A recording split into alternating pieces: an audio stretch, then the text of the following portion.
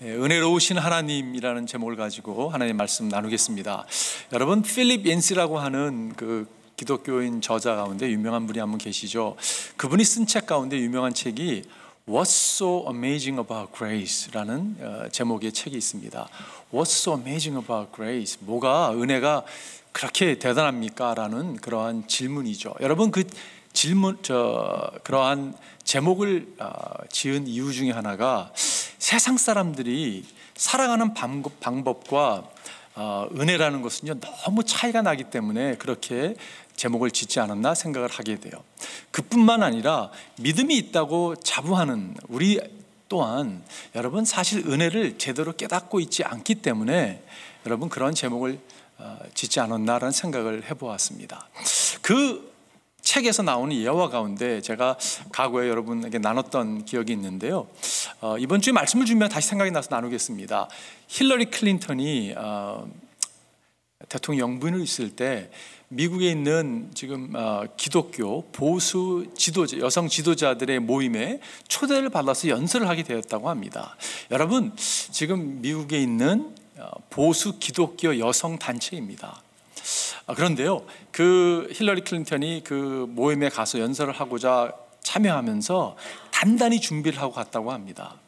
어떤 비판을 받을지 모르기 때문에 변호하기 위해서 자신이 아주 단단히 준비를 하고 갔는데, 그 협회의 그 회장님이 나오시더니 첫 마디가 무슨 말이었냐면 Mrs. Clinton, we are so sorry. 정말 당신에게 용서를 구합니다. 그 말에 여러분, 이 힐러리 클린턴이요, 깜짝 놀랐다는 이야기예요.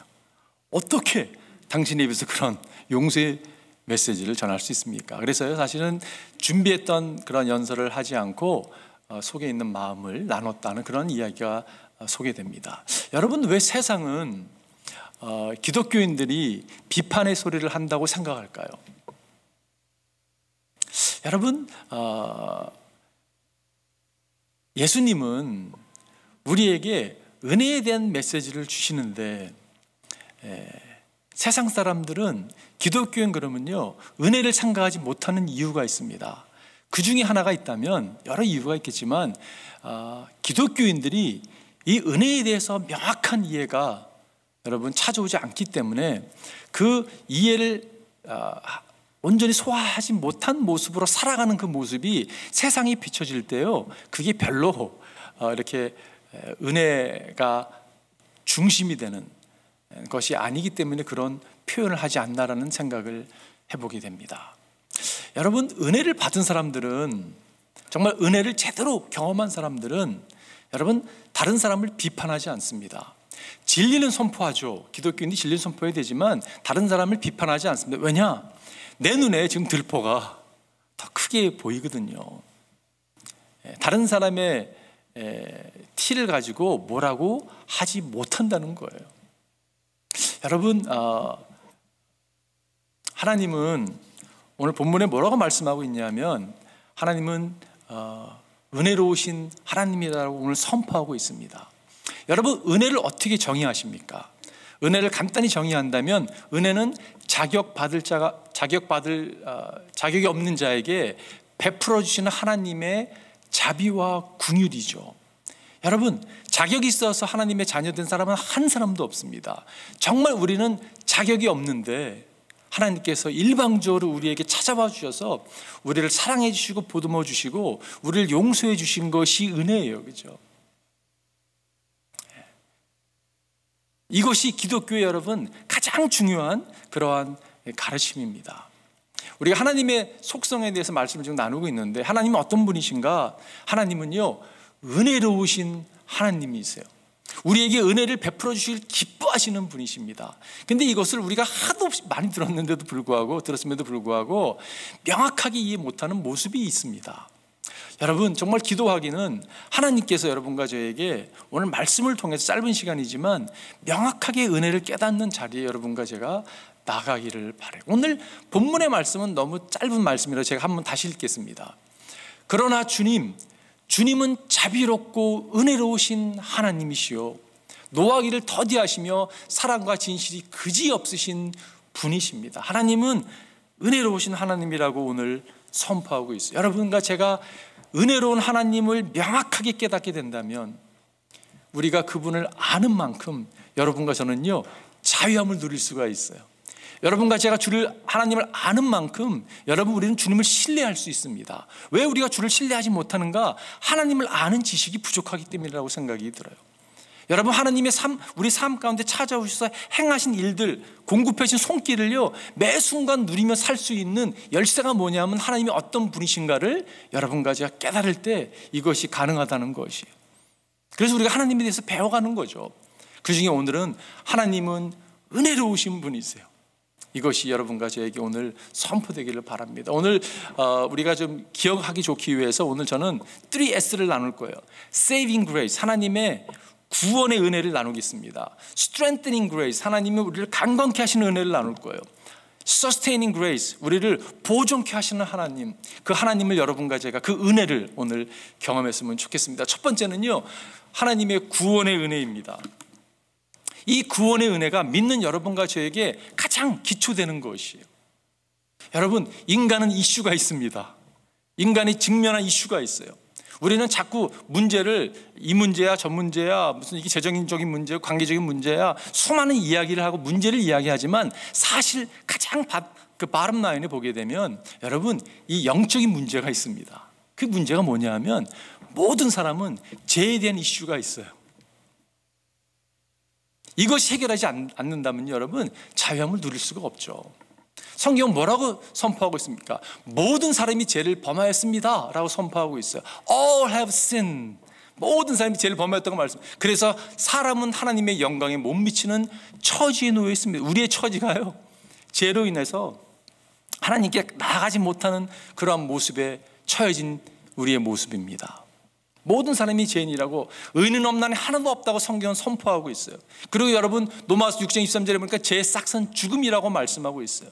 우리가 죽는 이유, 사망을 맞닿을 수밖에 없는 것은 죄 때문에 죽을 수밖에 없는 거죠. 그 다음에 여러분, 성경이 뭐라고 선포하고 있습니까? 한 번 죽은 것은 사람에게 정하신 것이요, 그 위에 뭐가 있다고요? 심판이 있다고 말씀하고 있어요. 여러분, 하나님은 심판하시는 하나님이세요. 아멘이시죠 여러분? 네. 아멘이 왜 약한지 아세요 여러분? 하나님 심판하는 솔직히 부담스럽거든요. 근데 여러분, 성경은 명확히 말씀하고 있습니다. 하나님은 심판의 하나님이세요. 죄를 가만히 둘 수 없는 거룩하신 분이십니다. 근데 동시에 지난주에도 말씀드렸지만, 하나님은 사랑의 하나님이세요. 심판의 하나님이시지만 죄를 갖다가 가만히 볼 수 없는 분이십니다. 그런데 하나님은 사랑의 하나님이기 때문에 우리를 대신해서 예수 그리스도가 인간의 몸을 입고 오셔서 죄값을 다 지불하신 거잖아요, 그죠? 여러분, 그것이 우리에게 주어진 바 됐다고 성경은 선포하고 있는 거예요. 우리가 아직 죄인되어 있을 때에 그리스도께서 우리를 위하여 십자가에 못 박혀 죽으심으로 하나님께서 우리에 대한 자기의 사랑을 확증하셨다, 데몬스트레이트 하셨다, 보이셨다라고 선포하고 사랑을 나타내 주신 거죠. 여러분과 제가 그래서 우리가 죄에 대한 가장 영적인 이슈, 이 큰 것을 딜했다는 이야기예요. 여러분, 예수님이 여러분과 저를 대신해서 십자가에서 죄값을 치루어 주셨습니다. 아멘이시죠? 이 만들어낸, 성경에 나오지 않는 만들어낸 무슨 얘기인데, 베드로가요 주님의 사역을 감당하다가 몸도 지치고 마음이 지쳤다고 합니다. 근데 어떤 용한 한의사를 찾아갔다고 해요. 근데 이분이 처방을 어떻게 내려줬냐면, 삼계탕을 드십시오. 그래서요, 베드로가 삼계탕을 먹고 회복이 됐다는 이야기 들어보셨어요 여러분? 네, 회복이 됐다고 해요. 어떻게 이런 처방을 내렸냐 했더니, 베드로가요 아침에 닭이 울 때마다 자신이 과거에 예수를 부인했던 그 사건이 자꾸 리마인드 되는 거예요. 생각이 나가지고 힘들었다는 거예요. 그래서 그놈의 닭을 갖다가 잡아먹으면 회복이 될 거다, 그 처방을 내려서 먹었다는 거예요. 여러분, 닭 잡아먹어서 죄가 해결되지 않습니다. 우리는요, 닭 잡아먹는 모습이 우리 가운데 있어요. 이것도 해보고 저것도 해보고 이렇게 보면 내 죄책감이 없어질 거야. 여러분, 그렇지 않습니다. 우리의 죄를 온전히 딜리트하고 없앨 수 있는 유일한 길은요, 예수님의 은혜를 붙들을 때 그것이 여러분 가능하다는 거죠. 그게 여러분 복음이죠. 우리에게 전해진 복음입니다. 에베소 1장 10절에 보면 우리는 그 아들 안에서, 그 아들이 누구입니까? 예수 그리스도 안에서 하나님의 풍성한 은혜를 따라, 이 은혜가 얼마나 풍성한지 그의 피로 구속 곧 제 용서를 받게 되었습니다. 이게 진리잖아요, 그죠? 진리가 선포되는 것이, 어떻게 우리가 제사함을 받았어요? 하나님의 풍성하신 은혜로 말미암아, 주님의 은혜로 말미암아 여러분과 제가 제 용서함을 받았다고 성경은 선포하고 있어요. 유죄의 판결에서부터 자유함을 누렸습니다. 죄책감으로부터 자유함을 누렸습니다. 염려로부터 우리는 자유함을 누렸어요. 죽음으로부터 자유함을 얻었습니다. 죄에서 자유를 얻게 하면 주의 보혈이 여러분과 저로 살게 했다는 것이잖아요, 그죠? 이게 여러분 saving grace입니다. 여러분과 제가 잘 아는 말씀이에요. 여러분은 믿음을 통하여 은혜로 구원을 얻었습니다. 성경은 그렇게 선포하고 있고 그렇게 많이 이야기를 하고 있음에도 불구하고 자꾸 우리가요, 이거를 거절하려고 하는 모습이 있어요. 여러분, 다시 말씀드립니다. 여러분과 저는 믿음을 통하여 은혜로 구원을 얻었습니다. 이것은 여러분에게서 난 것이 아니요 하나님의 선물입니다. 이게 선물이에요, 그죠? 선물은 그냥 받아들이면 되는 거예요. 행위에서 난 것이 아닙니다. 그러므로 아무도 자랑할 수 없습니다. 행위에서 이게 기초되지 않다는 거잖아요, 그죠? 근데 자꾸 행위를 주장하고자 하는 우리의 모습이 있다는 것이, 여러분과 저의 구원의 기초는 하나님의 은혜입니다. 혹시 이 결정을 내리신 적이 없는 분이 혹시 계시다면 여러분, 이 결정을 내리셔야 돼요. 인생에서 가장 위대한 결정은 예수 그리스도의 은혜를 받아들이는 결정. 저는 그것이 가장 위대한 결정이라고 믿습니다. 두 번째는요, 하나님의 강하게 하시는 은혜예요. 하나님의 강건케 하시는 은혜, 하나님의 strengthening grace. 우리가 구원을 받았다, 의롭게 됐다라는 표현을 할 때 신학적인 용어로 우리가 justification이라는 단어를 사용합니다. 여러분, justification이라는 것이 뭐냐면 하나님 우리를 딱 바라보시는데 예수라는 렌즈를 통해서 바라보시니까요, 우리가 흠이 없는 거예요. 의로운 거예요. 여러분과 제가, 여러분, 하나님 앞에 담대히 나갈 수 있도록 우리는 의로운 사람이 되었습니다. 이것을 우리는 justification을 얘기하죠. 우리가 하나님이 우리의 모습 그대로 받으셔 사랑하셨어요. 근데 하나님 우리를 사랑하는 나머지 그 가운데 그대로 머물러 있는 게 아니라 우리로 하여금 하나님의 형상을 닮은, 하나님의 인격을 닮은 자로 이렇게 빚어가시는 하나님의 손길을 바라보게 돼요. 그것을 신학적인 용어로 우리는 sanctification이라는 단어를 사용합니다. 하나님 우리를 성화시키는 거예요. 우리를 빚어가시는 거예요. 여러분, 이 우리를 빚어가시는 하나님의 은혜가 여러분과 저를 빚어가시는 것을 볼 수가 있어요. 성경은 여러분과 제가 진흙이라고 이야기하죠. 하나님 우리를 빚으시는 토기장이라고 성경은 증거합니다. 이사야서 보니까 그러나 주님은 우리의 아버지이십니다. 그분이 우리의 아버지가 되셨어요. 우리는 진흙이요, 주님은 우리를 빚으신 토기장이십니다. 우리 모두가 주님이 손수 지으신 피조물입니다. 주님이 여러분과 제 삶을 허락해 주고 우리가 이렇게 빚어가시는 것을 보게 돼요. 여러분과 제가 우리의 삶을 주인인 양 여기고 우리의 삶을 막 빚고자 하면요, 너무 어려운 가운데 삶을 살아갈 수밖에 없는 거죠. 막 엉망이 될 것입니다. 주님께 맡겨드리는 것이 얼마나 중요한지 모르겠어요. 히브리서에 보니까 여러 가지 이상한 교훈에 끌려 다니지 마십시오.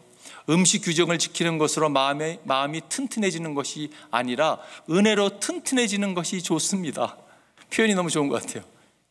세 번째, 은혜로 튼튼해지는 것이 좋습니다. 음식 규정에 매여서 사는 사람들은 유익을 얻지 못합니다. 여기서 strengthening by grace, 여러분과 저를 하나님의 은혜에 맡기는 것이에요. 여러분, 적지 않은 사람들이 신앙을 시작할 때 정말 뜨거움으로 시작합니다. 하나님의 사랑에 막 마음이 녹아지고 하나님의 찬양만에 눈물이 흐르고 하나님의 은혜, 관계로 시작했는데 어느 순간요, 갑자기 종교적인 사람으로 변하는 분들을 종종 발견하게 돼요.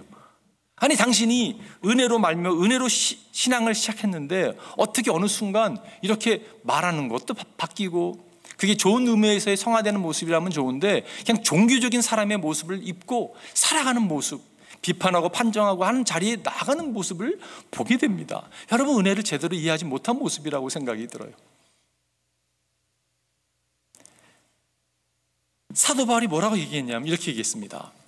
여러분은 그렇게도 어리석습니까? 대놓고 얘기하는 거, 이건 어리석은 거라고. 성령으로 시작하겠다가 이제 와서는 육체로 끝마치려고 합니까? 아니, 어떻게 시작한 인생인데, 어떻게 시작한 신앙인데, 성령이 역사함으로 말미암아 은혜로 시작한 이 믿음을 어떻게 육체로 다시 음식 먹는 거를 주장하고 다시 율법으로 돌아갈 수 있습니까? 라고 이야기하는 거라는 거죠. 여러분, 음식 먹는 거, 규율을 붙들고 나가는 것은요, 예수님이 십자가의 공로를 대적하는 그러한 모습입니다. 사실 굉장히 심각한 거거든요. 또한 골로새서 이렇게 말씀하고 있죠. 그러므로 여러분이 그리스도 예수를 주님으로 받아들였으니 그분 안에서 살아가십시오. Continue to live in him. 이분이 누구입니까, 여러분? 여러분과 제가 어떻게 주님을 받아들였습니까? 믿음으로 인하여 은혜로 받아들였어요, 그죠? 계속적으로 믿음으로 은혜로 살아가라고 지금 사도 바울이 우리에게 권면하고 있는 것을 보게 돼요. 사실 우리의 삶을 돌아보건대 여러분, 부인할 수 없을 거예요. 우리의 삶은요, 주님의 은혜가 함께 하셨습니다. 지금도 함께 하고 있어요, 그죠? 그리고 앞으로도 함께 하실 것입니다. 여러분, 아멘이시죠? 여러분, 정말 믿습니까? 네, 믿습니다. 하나님의 은혜로 우리가 살아왔어요. 오늘 일부에서 그 찬양을 불렀는데, 지금까지 지내온 것 주의 크신 은혜라. 여러분, 그 찬양을 부를 때 많은 사람들이 마음에 이렇게 동감을 갖는 이유가요, 부인할 수 없는 사실이잖아요, 그죠? 정말 지금까지 지내온 게 하나님의 은혜인 것을 깨닫게 돼요. 저는 2절을 참 좋습니다. 몸도 마음도 연약하나 세임 받아 살았네. 여러분 어떨지 모르겠지만 제 삶을 보건대 정말 몸도 마음도 연약했는데 정말 주님께서 주시는, 여러분, 강건케 하시는 은혜가 새 힘을 주셔서 살아온 것을 부인할 수가 없어요. 요즘에는요, 그 3절이 더 마음에 와닿아요. 여러분, 3절 어떻게 되는지 아세요? 주님 다시 배울 날이 날로 날로 다가와 무거운 짐 주께 맡겨 벗을 날도 멀잖네. 나를 위해 예비하신 고향 집에 돌아가 아버지의 품 안에서 영원토록 살리라. 제가 나이가 좀 들어가는 것 같아요. 주님 다시 배울 날이 정말 멀지 않았다라는 느낌을 많이 받고 살아갑니다. 여러분, 이 찬양 가운데 3절의 은혜가 임하신다면 여러분 것도 저랑 차이가 없다고 생각이 들어요. 아니, 더 천국을 가까이 접할지 모르겠죠. 제가 지난주에 사실 쇼킹한 얘기를 들었습니다. 어느 집사님과 식사를 하는데 저보고 그러는 거예요. 목사님, 내년이 한갑이시죠? 그러더라고요. 제가 속으로 What? 무슨 말이냐고. 근데 여러분, 부인할 수 없어요. 저 얼마 안 남았잖아요, 그죠? 여러분, 돌아보건대 하나님의 은혜가 우리를 붙들어 주셔서 살아왔습니다. 여러분, 하나님의 강건케 하신 은혜가 여러분과 저를 붙들고 있기 때문에 우리가 살아가는 거예요. 여러분, 이걸 어떻게 부인할 수 있겠습니까? 앞으로의 삶이요, 하나님이 여러분과 저를 붙들어 주십니다. 그렇기 때문에 여러분, 절대 실망하지 마십시오. 때로는 우리 자신에게 실망할 때가 있어요. 하나님께서 여러분과 저를 붙들고 계시고 우리를 빚어가세요. 왜냐하면 그분은 토기장이시고 우리는 진흙이기 때문에 그렇습니다. 최고의 작품이라는 성인들을 위한, 어른들을 위한 동화가 있습니다. 그림도 있고 이렇게 동화가 있는데요, 그 김수영이라는 분이 쓴 그 그림과 동화인데 이런 내용입니다. 진흙이 무슨 꿈을 꿨냐면요, 나는 앞으로 왕이 사는 곳에 토기로 내가 사용받기 원한다라는 꿈을 꿨습니다. 나는 최소한 부잣집에 진열장에 전시되는 토기가 될 거라는 꿈을 꿨어요.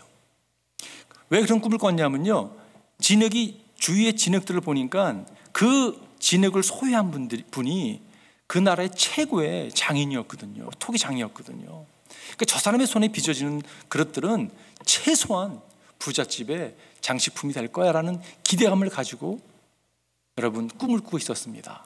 그러던 어느 날 여러분, 토기장이가 반죽하기 시작하는 거예요. 이 진흙을.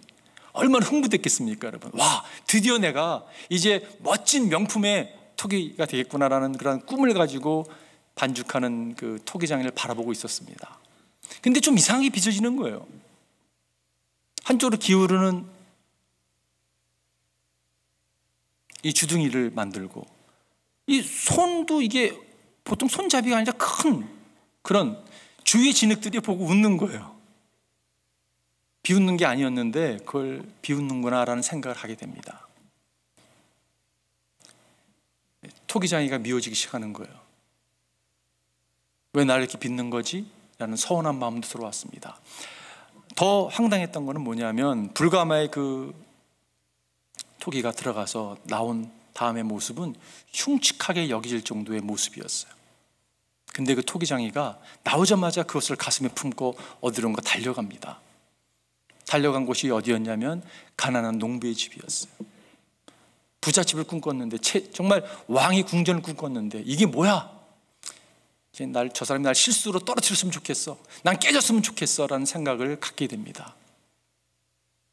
근데 가만히 보니까 그 토기장이가 그 만든 토기를 가지고 간 곳은 어디였냐면, 그 농부일을 하다가 두 손이 잘린 그러한 농부였습니다.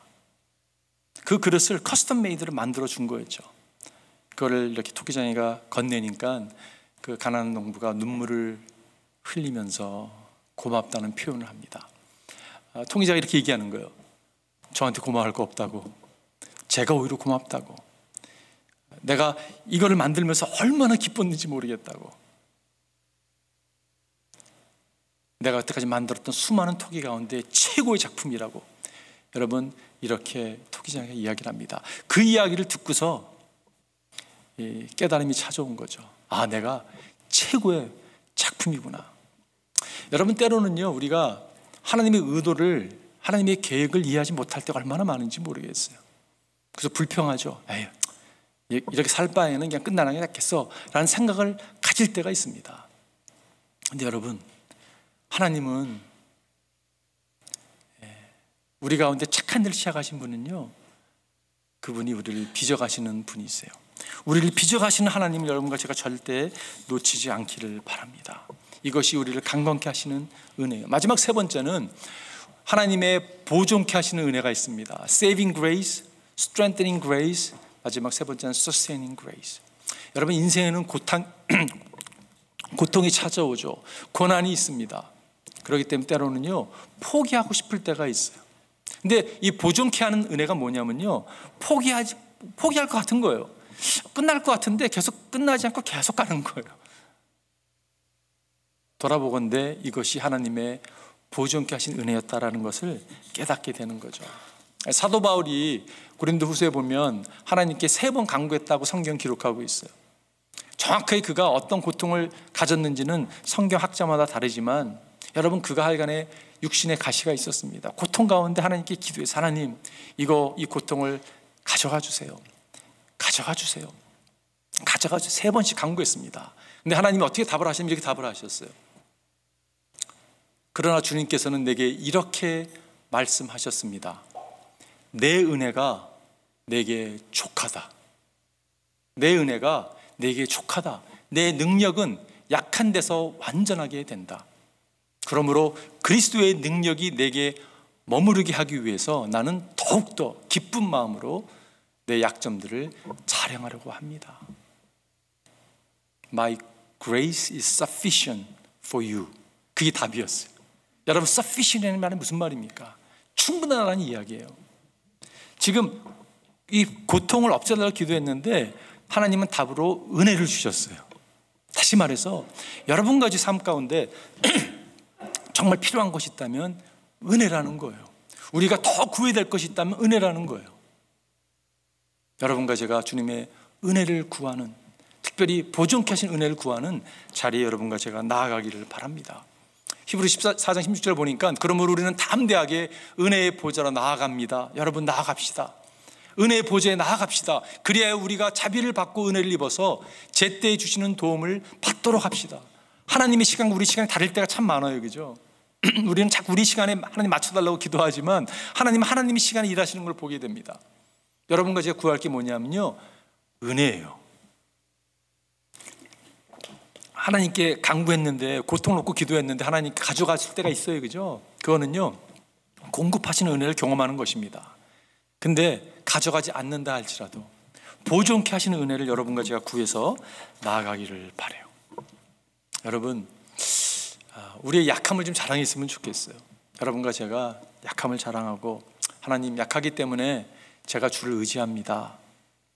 강한 사람들이 은혜를 받기 어려운 게 뭐냐면요, 자꾸 자신의 손으로 뭔가를 이렇게 이 답을 주려고 하는 모습이 있거든요.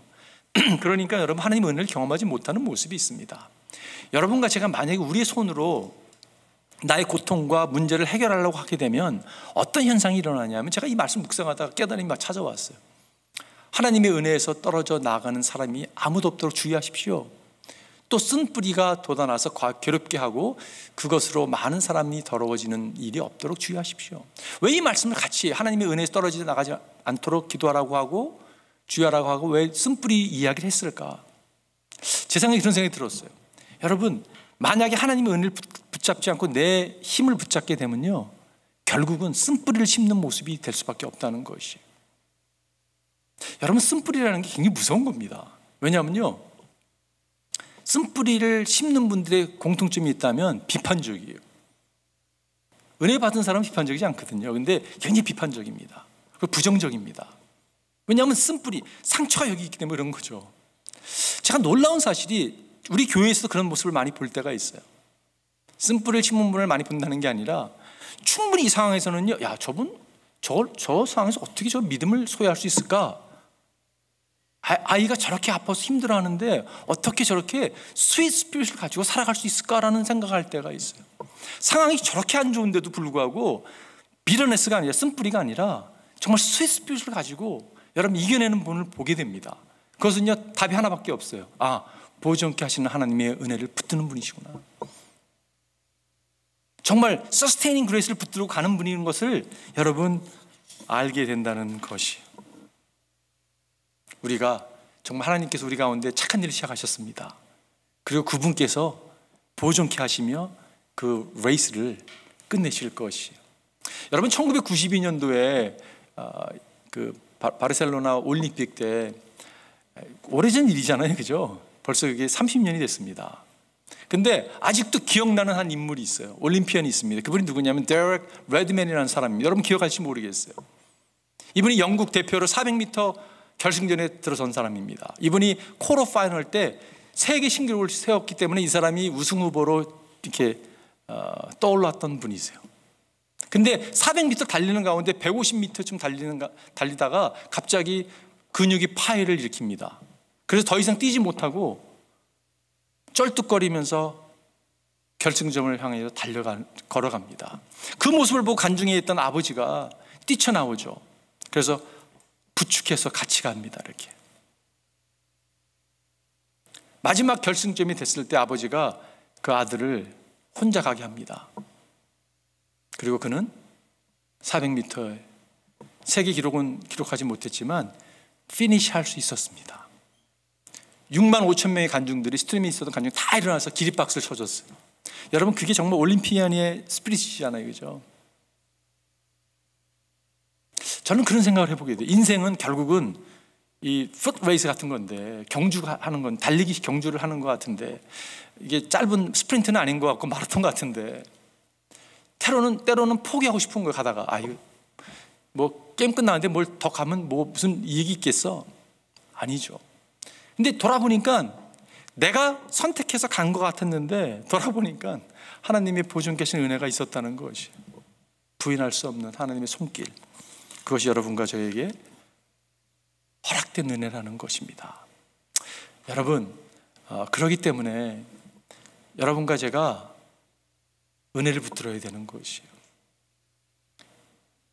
나의 힘을 붙들 게 아니라, 경험을 붙들 게 아니라 예수님을 의지하고 은혜를 붙들고 나가야 되는 것이에요.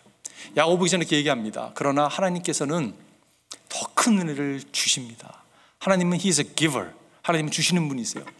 그러므로 성경이 이르기를 하나님께서는 교만한 자를 물리치시고 겸손한 사람들에게 은혜를 주신다고 말씀하십니다. 겸손한 자들, 하나님 내가 은혜가 필요합니다. 여러분과 제가 주일 예배에 와서 들을 수 있는 기도는요, 다른 기도가 아니라 하나님 I need your grace again, again, again. 하나님 또 필요합니다. 그럴 때 하나님께서 우리에게 은혜를 베풀어 주시죠. 오늘 저는 결론을 내리면서 예수님의 산상수훈 가운데 팔복에 대한 말씀을 가지고 결론을 내리고 싶어요. 여러분 잘 아는 말씀이죠. 예수님이 산에 오르셔서 이렇게 말씀하시는, 마음이 가난한 사람이 복이 있다. 하늘나라가 그들의 것이다. 슬퍼하는 사람은 복이 있다. 하나님이 그들을 위로하실 것이다. 온유한 사람은 복이 있다. 그들이 땅을 차지할 것이다. 의에 줄이고 목마른 사람은 복이 있다. 그들이 배부를 것이다. 자비한 사람은 복이 있다. 하나님이 그들을 자비롭게 대하실 것이다. 마음이 깨끗한 사람은 복이 있다. 그들이 하나님을 볼 것이다. 평안을 이루는 사람이 복이 있다. 하나님이 그들을 자기의 자녀라고 부르실 것이다. 의를 위하여 박해를 받는 사람은 복이 있다. 하늘나라 그들의 것이다. 여러분, 예수님의 산상수훈 가운데 산상수훈 마태복음 5장부터 시작해서 쭉 6장 7장 넘어가면서 와, 예수님의 첫 가르침이 이렇게 스탠드가 너무 높은 거예요. 이걸 과연 감당할 수 있을까? 생각이 들 때가 있어요. 그죠? 여러분, 팔복에 선포하고 있는 말씀을 여러분과 제가 살아낼 수 없습니다. 정말 죄송하지만요, 마음이 가난하지 않아요.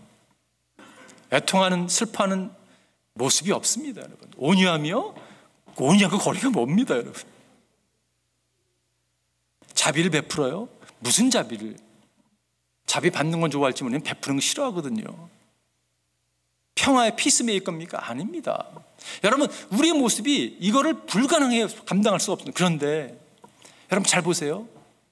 예수님은 부한 분이셨어요. 처절하게 가난한 사람이 되셨습니다. 왜요? 여러분과 저에게 하늘나라를 제공해 주기 위해서.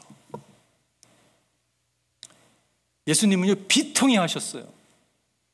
정말 슬픔의 눈물을 흘리셨습니다. 왜요? 여러분과 저를 위로하시기 위해서.